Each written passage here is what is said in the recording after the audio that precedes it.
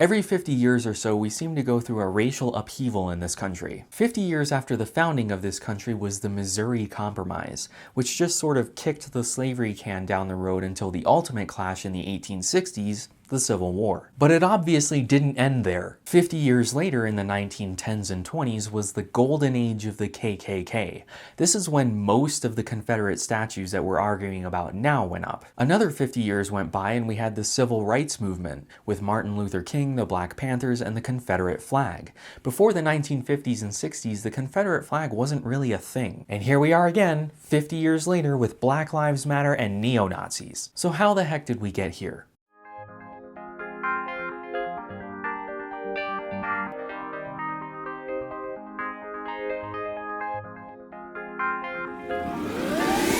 Before we get into current events, it's important to take a step back and look at the overall picture. Neo-Nazis and the KKK have existed for decades, but they're much more prominent and have much more support now, and something must have caused that. And it wasn't just Trump. So first, let's define some terms. The big picture is xenophobia, which is the fear or dislike of anyone different from you. Under xenophobia is racism, sexism, and Islamophobia. These are all different, but they sometimes overlap in the case of Islamophobia, which is usually coupled with racism against Arabs. Even though, as I've covered before, there are Arab Christians, Arab Jews, Arab everything else. But unlike disliking a religion or ideology, racism is a dislike of a biological group of people. Yes, you heard that correctly. Race is absolutely biological. It's as much of a social construct as planets are. Even though it's completely arbitrary, we use certain physical characteristics to group together and define them. So let's define race. When talking about human beings, it's a group of people with a shared set of common physical characteristics. Physical characteristics. That is, darker skin, different shaped eyes. You know what they are, okay? Let me be clear, there is no evidence that race is connected to things like intelligence, criminality, or any other behavior. It's entirely physical. Different races do have different likelihoods of different diseases, such as cystic fibrosis, more common in white people, and sickle cell anemia, more common in black people. This doesn't mean that any race is better or worse than any other. It just means that we are different, and these differences are biological and genetic in origin. There is no white gene or black gene or Asian gene. It's a set of common characteristics, not universal. There are black people with blue eyes and white people with dark skin. It's as biological as your hair color, your natural hair color. We're all human, but we are all different. Nobody is better or worse, but we're different, okay? Look, there are many ways to fight racism, but claiming that race is not biological and it's just a social construct is not one of them. But calling things that aren't really racism racist doesn't help either. Like stereotypes. Stereotypes exist for a reason, and that reason is cognitive ease. We all do it. Every single one of you, including me, no matter how hard we try not to. When you first meet someone, you try to figure out what they are, whether it's their gender, race, religion, or whatever. And then your brain brings up a set of characteristics about that group. For example, you find out that they are Jewish or Muslim, and your brain brings up the fact that you probably shouldn't offer them bacon. There are Jews and Muslims who do eat bacon, but most of the time, they don't. And that's why your brain brings up that fact. Most stereotypes are harmless and just help you interact with that person. Some of them are harmful, especially when they incite violence or bigotry, but most of them are just kind of funny, and that's why they're the topic of jokes. Having stereotypes is not racist. Think about this. When you're calling out someone for being racist, are you calling out the person who thinks that all black people are drug-dealing criminals? Or do you verbally berate the person who just made a watermelon joke? Odds are, most of the time, you're talking to the watermelon guy. You're making them feel horrible and possibly defensive for something that literally everyone does, when they're not really the racist that you should be calling out. Maybe you think that the jokes are harmful. Okay, but thinking that all stereotypes are harmful simply isn't, because everyone has them, because it is socially and evolutionarily advantageous to have them. Speaking of which, racism isn't learned. What'd you say? Racism isn't learned. Hatred is learned. Racism is innate. A common saying is that no baby is born racist.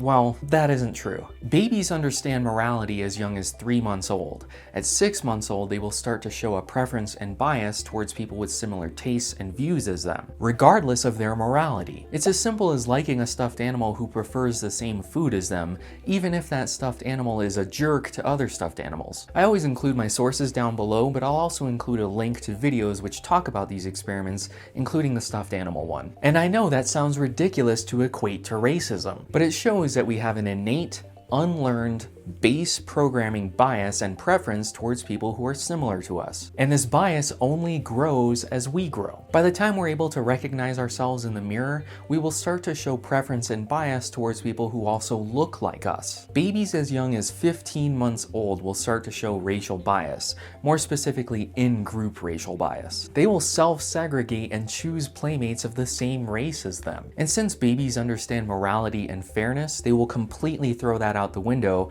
and prefer adults who distribute toys unfairly as long as it favors their own racial group. And this is across races, by the way. Since 3-month, 6-month, and 15-month-old babies don't yet have the language capacity to learn hatred, this shows that they have an innate racial bias and preference. And there's an evolutionary reason for that. Back in the day, other groups and races, people who didn't look or act like you, probably had different immune systems and different pathogens than you. So it was advantageous to stay away from them. Now obviously that isn't true anymore, but for tens and even hundreds of thousands of years of human evolution, it was. And patches to our innate base programming takes longer than 50 or 100 years. Now these are babies, so we wouldn't really call these biases and preferences racism. It's just a funny little quirk. But we would definitely call it racist if they were an adult. And the thing is, these weird, quirky preferences extend into adulthood. You may not think that you're racist, you may even be violently opposed to racism, but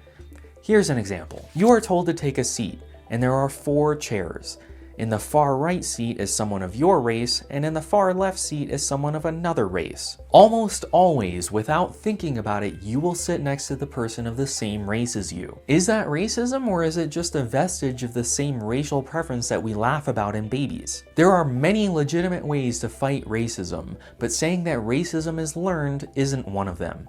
Hatred is learned. Having those thoughts, biases, and preferences is natural. It doesn't make you a racist or a bigot unless you act on them. It's the same as sex. When you see someone who's attractive, you might initially have some thoughts that are best left as thoughts. They are natural to have, but as soon as you act on those thoughts, that's when society has to step in. The thoughts themselves are not wrong, and telling someone that they're a terrible person for having them doesn't help. That makes them defensive rather than open-minded. We need to teach that it's natural to have these thoughts, and here's how to overcome them. Not that you're a terrible person for having them in the first place. Likewise, coming up with new terms like microaggression in order to say, you're not really racist, you're just a little racist, doesn't help either. It only muddies the water and makes people who aren't really racist defensive. Or cultural appropriation. Many of us were brought up learning about and appreciating other cultures. We would have days in school where we dressed up and celebrated other cultures' holidays. And that's great, but now we're being told that we can't eat certain foods or dress in a certain way because that's not part of our heritage, and that's cultural appropriation. You can't celebrate diversity and appreciate multiculturalism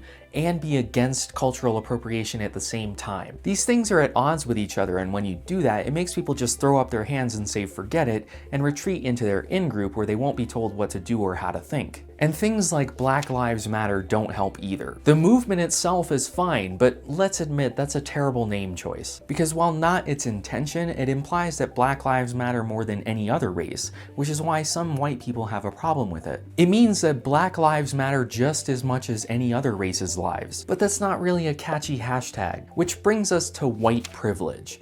White privilege is obviously a thing, but it's a terrible term, which is why a lot of white people have a hard time seeing it. When you tell someone to check their privilege, their first reaction will be defensive. What white privilege? It kind of implies that they get something extra, like a monthly check or a discount at Walmart. When they don't feel like that, they likely fall into one of 2 categories. They either just went through several bouts of unemployment and financial uncertainty during the recession, so when you say that they have privilege, they think they must be the exception to that privilege. They obviously haven't had it easy. Or they're well off and they worked hard through college to get to where they are, so clearly they don't have privilege either. A good example of what is meant by white privilege is that cops are far less likely to shoot you. You might think that's the norm, and it should be. You might think that white people don't get anything extra, they get base level. The problem is that minorities get treated like less than that. So if you understand that, you can understand what white privilege is supposed to mean. As I've said, that's not how it comes off. It comes off as white people being the problem because they get something extra that they shouldn't. So to people who have already retreated into their in-group and every time they look out, they're told that they're part of the problem, well, look, I don't need a psych study to prove this. We already have a larger sample size than we could ever hope for. And guess what? Trump won. And while not everyone who voted for Trump is a racist, not everyone who voted for Trump is a white supremacist, many of them roll their eyes at social justice and political correctness. Many of them are just tired of being told what to say and that they are the problem. Of course, political correctness and social justice aren't solely to blame, but if they were working as intended, he wouldn't have been elected. So we ignore them as contributing factors at our own peril. And obviously the neo-Nazis and the KKK have existed long before Trump, but they are oddly more popular than you would expect if social justice was working. So you end up with things like the Unite the Right rally last weekend. What, did you think I wasn't going to talk about this? Let's make one thing clear. This wasn't some spontaneous grassroots demonstration. This was a planned rally by white supremacists and Nazis. Yeah, technically they're not Nazis. They're not members of the German National Socialist Party. So fine, they're wannabe Nazis or neo-Nazis. It doesn't matter. When you do things like this and carry flags like this, you're a Nazi. And they weren't just some fringe group that showed up uninvited. These were the guys who got the permits to hold this rally. So if you were there to just defend our history, as soon as you saw those flags, you should have walked away. But I digress. If you want to know more about the rally itself, I'll put a link to the Vice News segment down below. Consider it required viewing. They wanted to show that they're not just an internet meme, that they have real numbers and a clear message. They even say that they want to use ethnic cleansing in order to create an ethno-state. It will make you angry. And it should make you angry. This wasn't a rally to defend a statue, even though that was the stated purpose. I've discussed this before, but the issue has come boiling up again. It's time to drop the Confederate stuff. As I've discussed on this channel several times before, the Confederacy existed for one purpose: to keep slavery. That point isn't in dispute. It actually makes me quite angry to see people defending Robert E. Lee by saying that he abhorred slavery, by using the same quote that you know what? Here. This is a popular meme on Facebook, and by that quote, yeah, it sure sounds like he dislikes slavery. But they're cutting off the next several sentences, like, I think it is a greater evil to the white than to the colored race. The blacks are immeasurably better off here than in Africa, morally, physically, and socially. It goes on and gets way worse. Link to his full quote down below, but he was very pro-slavery. Or they'll show this one. Yes, Grant owned slaves through his wife's estate. You know who else did? Robert E. Lee. He owned his own slaves, but then inherited more through his wife's estate. He eventually freed them in 1862, in the middle of the Civil War. But I also really enjoy this meme, because yes, there is a Lenin statue in Seattle, but the people there have been complaining about it since it went up. But it's on private property, so it's much harder to take down, unlike the Lee statues, which are on public property. And that's part of the problem. These statues went up in public places mostly in the 1910s and 20s, during the heyday of the KKK, as signals to black people to know your place, or at least that's how they saw them. As I said in the beginning of the video, 50 years later during the Civil Rights Movement, the Confederate flag became a thing. Obviously it existed during the Confederacy, but it disappeared for almost 100 years. And as you should know, this isn't the Confederate flag. This is. This is the stars and bars, so what the heck is this? It's the Confederate battle flag and naval ensign. Similar to this, actually. Do you know what this is? It's not just the top corner of the US flag, it's the naval ensign, or it was until 2002. It's what was flown on the back of ships to tell everyone that this is an American ship. If a picture tells 1,000 words, then this says a lot more than just the Confederacy. It's a symbol of what the Confederacy stood for, and no, not states' rights. Slavery and white supremacy over black people. There's a reason why the neo-Nazis were walking around looking like this. That's a Nazi flag. Pretty easy to figure out what it is and what it means. I don't really know what this flag is, but this seems a little out of place if it's just a symbol of states' rights next to the Nazi one. This used to be a Hindu symbol for thousands of years. Then some jerk in the 1930s used it and changed its meaning for everyone forever. If I were to get a tattoo of this and try to tell people that it was just a symbol of good luck, nobody would believe me. So even if, up to this point, you believe that this flag is just a symbol of states' rights or Southern pride, that's not what it means anymore. Some jerks have taken it and changed it. It's just plain racist. And if pictures say 1,000 words, then a 3D statue in a public place says 1,000,000. It's not just a monument to the person, it's a monument to what they stood for. What are they remembered for? The argument that removing statues will erase history is dumb. First of all, they aren't destroying the statues, they're simply moving them to museums. But even if they were destroying the statues, that wouldn't remove them from history books. You haven't seen a Hitler statue, yet we all know who that is. Likewise, the where will it end argument isn't valid either.